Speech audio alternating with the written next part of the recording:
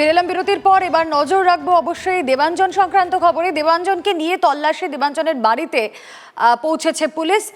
তাকে নিয়ে অবশ্যই তদন্তের স্বার্থে দেবাঞ্জনকে নিয়ে পুলিশ তার বাড়িতে পৌঁছেছে। এক্সক্লুসিভ ছবি আপনারা দেখতে পাচ্ছেন TV9 বাংলার পর্দায়। তদন্তে আরও গতি আনতে দেবাঞ্জনের বাড়ি থেকে আরও যদি কিছু তথ্য উঠে আসে, সেই কারণেই পুলিশ সেখানে পৌঁছেছে, তাকে নিয়ে তল্লাশি।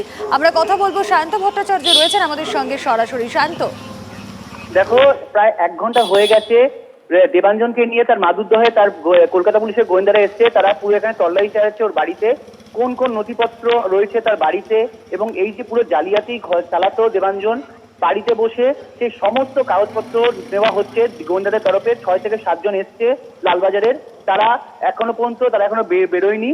6:30টায় তারা ঢুকেছে এবং তারা যে 3তলা বাড়ি দেবাঞ্জনের, তারা প্রত্যেকটি ঘরে গিয়ে দেবাঞ্জনের যাবতীয় নথিপত্র দেখছে। পাশাপাশি দেবাঞ্জনের স্কুলের মার্কশিট, কলেজের মার্কশিট, কলেজের ডকুমেন্টস, যাবতীয় কিছু তারা খতিয়ে দেখছে বলে ইতিমধ্যে গোয়েন্দা সূত্রে জানা গিয়েছে।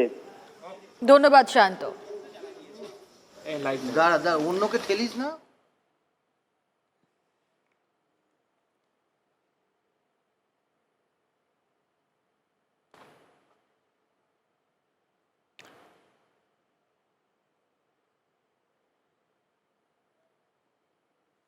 অন্যদিকে চাকরি দেওয়ার নামে 70 লক্ষ টাকা প্রতারণা অভিযোগ তৃণমূল অঞ্চল সভাপতির বিরুদ্ধে। বানারহাটের নাথুয়াহাটের ঘটনা।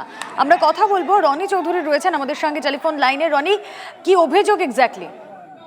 রোমেলা, দেখো, যে অভিযোগটা উঠছে তৃণমূল কর্মীদের তরফ থেকেই নাথুয়াহাট অঞ্চল সভাপতি, তৃণমূলের অঞ্চল সভাপতি প্রলয় দাসের বিরুদ্ধে অভিযোগ যে 70 লক্ষ টাকা তিনি আত্মসাৎ করেছেন।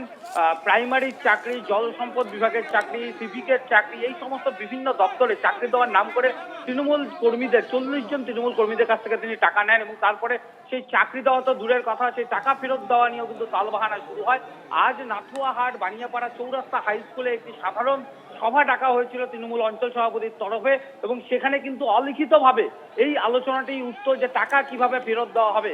কিন্তু আজকের এই মিটিং আচমকাই তিনি বাতিল করেন, কারণ তিনি কোনোভাবে আজ করতে পারেন যে প্রতারিতরা আজকে সেখানে জমায়েত করবে স্কুলে এবং সেখানে বিক্ষোভ দেখাবে, তাকে ঘেরাও করবে। ধন্যবাদ। কিন্তু বাতিল করা।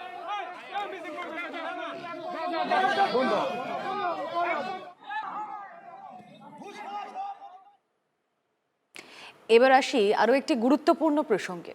টিকাকরণের শুরুতে কেন্দ্র জানিয়েছিল জুলাইয়ের মধ্যে 30 কোটি নাগরিককে টিকা দেওয়া হবে, এর মধ্যে 27 কোটি বয়স্ক নাগরিক। কিন্তু এখন দেখা যাচ্ছে দেশে অনেক বেশি টিকা পাচ্ছেন তুলনায় কম বয়সীরা, যাদের বয়স 18 থেকে 44-এর মধ্যে।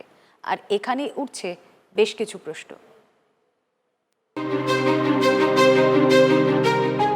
1 কোটি স্বাস্থ্যকর্মী, 2 কোটি ফ্রন্টলাইন ওয়ার্কার, 27 কোটি বয়স্ক, সব মিলিয়ে 30 কোটি নাগরিককে জুলাইয়ের মধ্যে জোড়া ডোজ দেওয়ার পরিকল্পনা নিয়েছিল কেন্দ্র। কিন্তু পরিকল্পনার বাস্তবের মধ্যে ফারাক কতটা? রবিবার দুপুর পর্যন্ত দেশে জোড়া ডোজ পেয়েছেন মাত্র 5 কোটি 51 লক্ষ নাগরিক।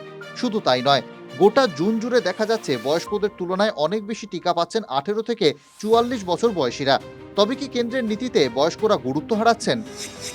60 মানুষ টিকা পেয়েছেন 9 কোটি 18 লক্ষ, 45 থেকে 60 বছরের মধ্যে 11 কোটি 22 লক্ষ, 18 থেকে 44 বছর বয়সীদের মধ্যে টিকা পেয়েছেন 11 কোটি 39 লক্ষ। বাংলার ক্ষেত্রেও পরিসংখ্যানটা একই রকম। 60 টিকা পেয়েছেন 69 লক্ষ 94 হাজার, 45 থেকে 60 বছরের মধ্যে 80 লক্ষ 40 হাজার, 18 থেকে 44 বছর বয়সীদের মধ্যে 60 লক্ষ 69 হাজার। 1 মার্চ থেকে দেশে 60 টিকাকরণ শুরু হয়। 45-এর ওপর সমস্ত নাগরিকের জন্য টিকাকরণের দরজা খুলে দেওয়া হয় 1 এপ্রিল। 1 মে থেকে শুরু হয় বাকি প্রাপ্তবয়স্কদের টিকা দেওয়া। দেরিতে শুরু হলেও তরুণ প্রজন্মের ভাগেই এই মুহূর্তে সবচেয়ে বেশি টিকা। গত কয়েকদিনের তথ্যে চোখ রাখলে আরও স্পষ্ট হয়ে উঠছে ছবিটা।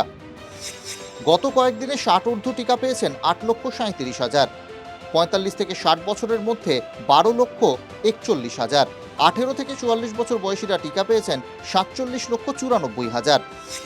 26 জুন 60 টিকা পেয়েছেন 7 লক্ষ 11 হাজার, 45 থেকে 60 বছরের মধ্যে 14 লক্ষ 66 হাজার, 18 থেকে 44 বছর বয়সী টিকা পেয়েছেন 43 লক্ষ 90 হাজার।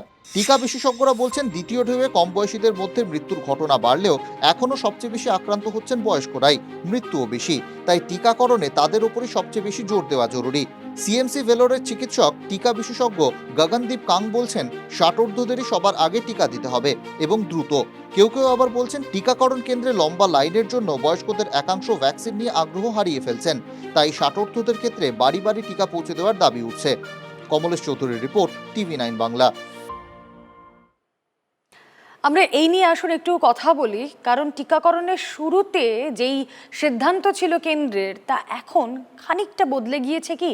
আমরা এই নিয়ে কথা বলবো, আমাদের রাজ্যের ছবি কেমন রয়েছে সেটা জানবো, এবং আমাদের সঙ্গে এই মুহূর্তে বিশিষ্ট চিকিৎসক ভাইরোলজিস্ট ডক্টর সুমন পোদ্দারও রয়েছেন, তার সঙ্গে কথা বলবো। ডক্টর পোদ্দার, আপনাকে স্বাগত জানাবো TV9 বাংলায়। আমি শুরুতেই একটু তন্ময় প্রামাণিক আমাদের সঙ্গে রয়েছেন, প্রতিনিধি তন্ময়ের কাছে যাই। তন্ময়, এই তো আমরা গোটা দেশের প্রেক্ষিতে ছবিটা আমাদের দর্শকদের সামনে তুলে ধরলাম, আমাদের রাজ্যের টিকাকরণের কি অবস্থা? দেখো, রাজ্যের টিকাকরণের অবস্থা, যেটা তথ্য পাওয়া যাচ্ছে রাজ্য স্বাস্থ্য ভবন থেকে, সেই তথ্যে দেখা যাচ্ছে আমাদের এখনো পর্যন্ত 2,10,37,890 এই ভ্যাকসিন আমাদের এখানে দেওয়া হয়েছে এতজন মানুষকে। এবং সেখানে গতকালকেই আমরা দেখেছি, গতকালকে বলতে গত পরশু দিন, সেখানে 3,83,795 জন মানুষ তারা টিকা পেয়েছেন, সব মিলিয়ে 18-44 একেবারে সমস্ত অংশের মানুষ মিলিয়ে। এবং গতকালকে সেই সংখ্যাটা 2,91,372। সব মিলিয়ে একটা বিষয় বলা চলে যে প্রথম দিকে যেমন একদম যদি আমরা প্রথম দিন ধরে যেদিনকে টিকাকরণ শুরু হয়েছিল গোটা দেশে, সেদিনকে হয়তো কয়েক হাজার টিকা দেওয়া হয়েছিল গোটা দেশ জুড়ে। তারপর সেটা ধাপে ধাপে বাড়তে বাড়তে কোটিতে এসে পৌঁছায়। এইটা বুঝতে হবে যে পরিসংখ্যানগত দিক থেকে যখন ভ্যাকসিনেশনের বিষয়টা একদম পুরোপুরি একেবারে স্বাভাবিক পর্যায়ে চলে আসে, তখন অনেক দ্রুত ভ্যাকসিন দেওয়া হচ্ছিল, কারণ কোইন অ্যাপ থেকে শুরু করে আরও মানুষ তাদের নাম নথিবদ্ধ করা সব কিছু।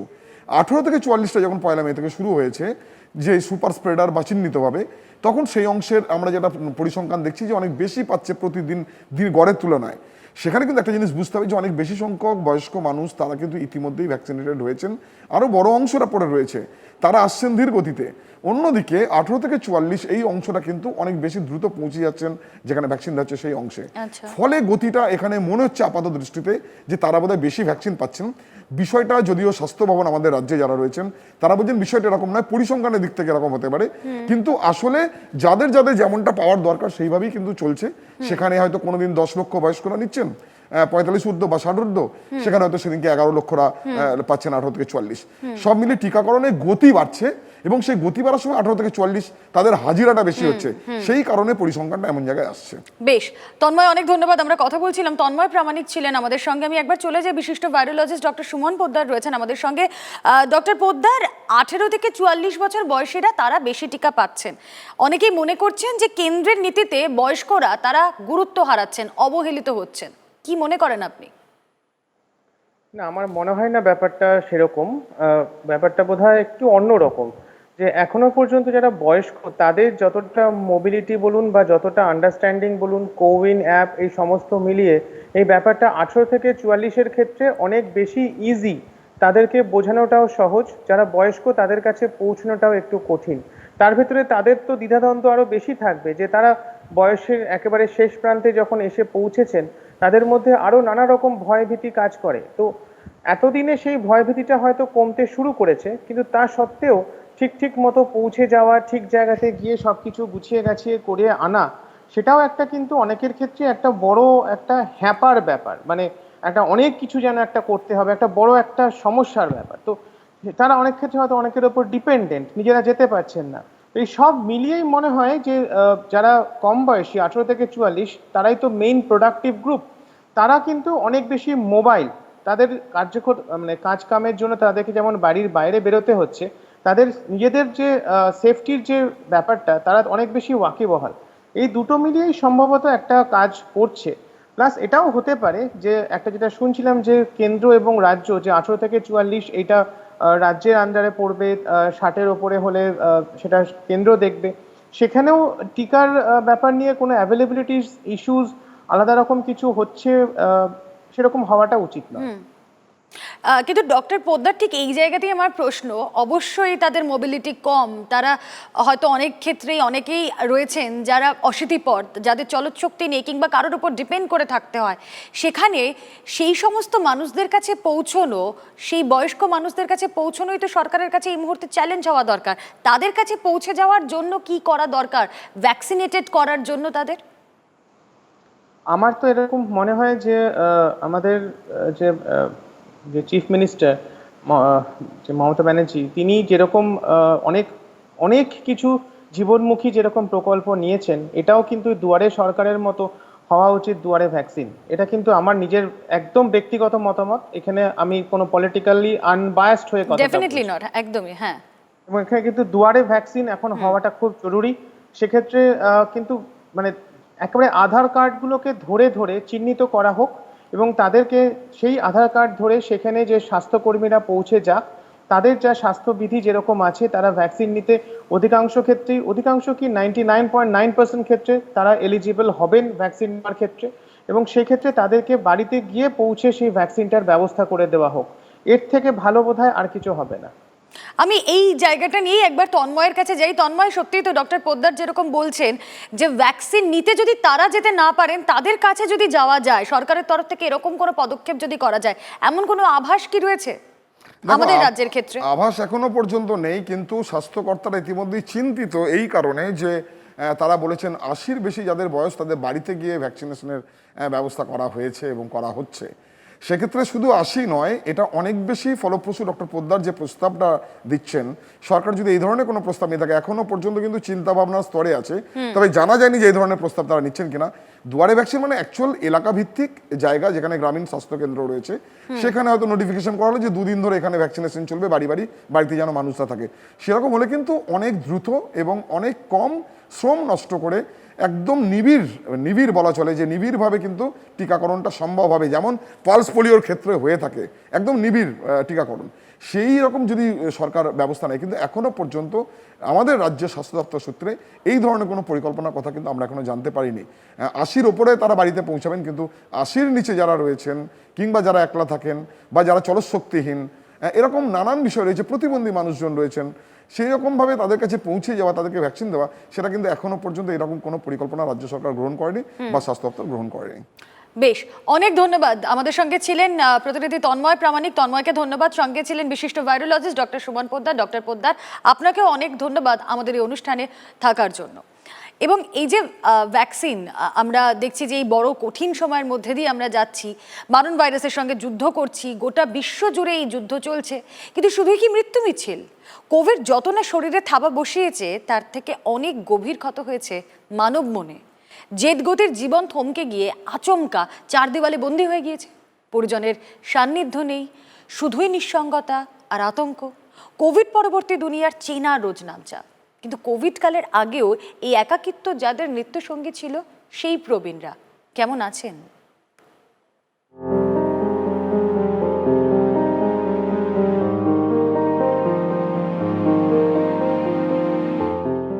একাকিত্ব, প্রিয়জনদের দূরে সরে যাওয়া, হয়তো গা সওয়া হয়ে গিয়েছিল।